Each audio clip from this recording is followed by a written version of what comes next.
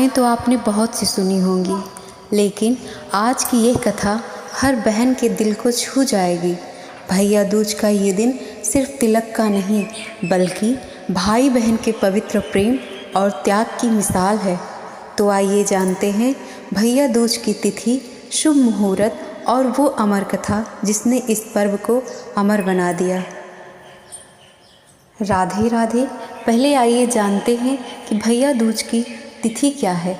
हिंदू पंचांग के अनुसार इस साल द्वितीया तिथि की शुरुआत 22 अक्टूबर 2025 को रात 8:16 पर होगी। इसके साथ ही इसका समापन 23 अक्टूबर 2025 को रात 10:46 पर होगा। ऐसे में 23 अक्टूबर को भाई दूज का पर्व मनाया जाएगा। वहीं इस दिन तिलक करने का शुभ मुहूर्त दोपहर 1:13 से 3:28 तक है। इस दौरान बहनें अपने भाई को तिलक कर सकती हैं। अब हम भैया दूज की वो पावन कथा सुनते हैं।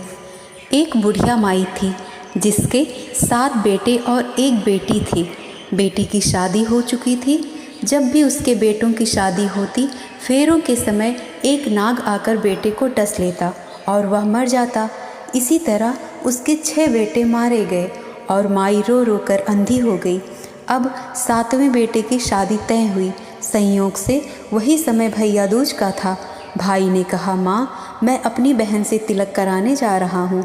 माँ बोली, जा बेटा, भगवान तेरी रक्षा करे। जब बहन को खबर मिली कि उसका भाई आ रहा है तो वह खुशी से पागल हो उठी। वह पड़ोसन के पास गई और पूछने लगी, बहन, जब प्यारा भाई घर आए तो क्या बनाना चाहिए? पड़ोसन जलन से बोली, दूध से रसोई ली और घी में चावल पका।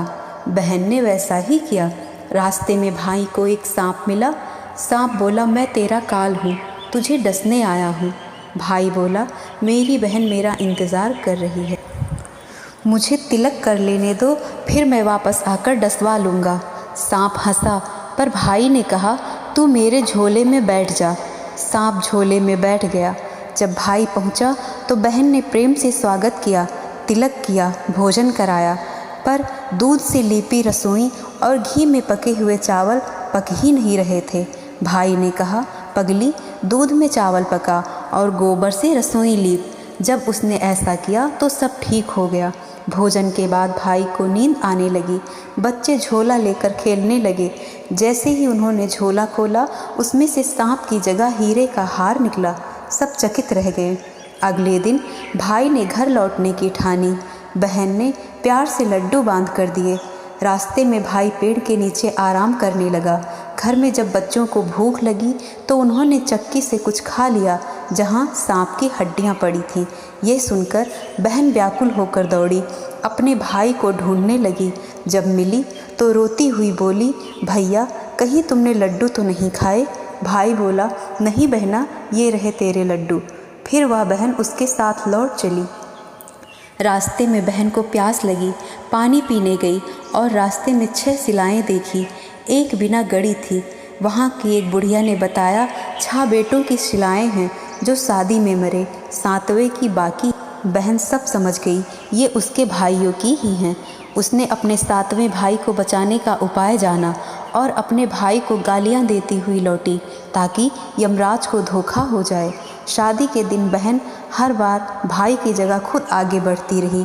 कभी सहरा पहनती, कभी घोड़ी पर बैठती, कभी दरवाजे से गुजरती, कभी पेड़ की छांव में खड़ी होती और हर बार मौत टलती गई। जब फेरे होने लगे, नाग फिर आया, पर दुल्हन ने उसे लोटे में कैद कर लिया। नागिन आई और बोली, मेरा पति छोड़ दे। दुल्हन बोली, पहले तू मेरे पति को छोड़। 3 बार ऐसा वचन लेकर नागिन ने सब भाइयों के प्राण लौटा दिए। घर पहुंची तो बुढ़िया की आंखों की रोशनी लौट आई और उसके सीने से दूध बहने लगा। वह बोली, ये सब मेरी बावली बेटी का किया है। जब बहन अपने घर लौटने लगी तो लक्ष्मी देवी भी उसके साथ जाने लगी। माँ ने कहा, बेटी, पीछे मुड़कर देख। बहन ने पीछे मुड़कर कहा, जो माँ ने अपने हाथों से दिया वह मेरे साथ चले, बाकी सब भाई के पास रहे। और उसी क्षण से भैया दूज का यह पर्व बहन के प्रेम और भाई की रक्षा का प्रतीक बन गया। तो दोस्तों, यही है भैया दूज की वह अद्भुत कथा जो हमें सिखाती है कि बहन का स्नेह, विश्वास और त्याग हर कठिनाई को हरा सकता है। भैया दूज की आप सभी को हार्दिक शुभकामनाएं। राधे राधे।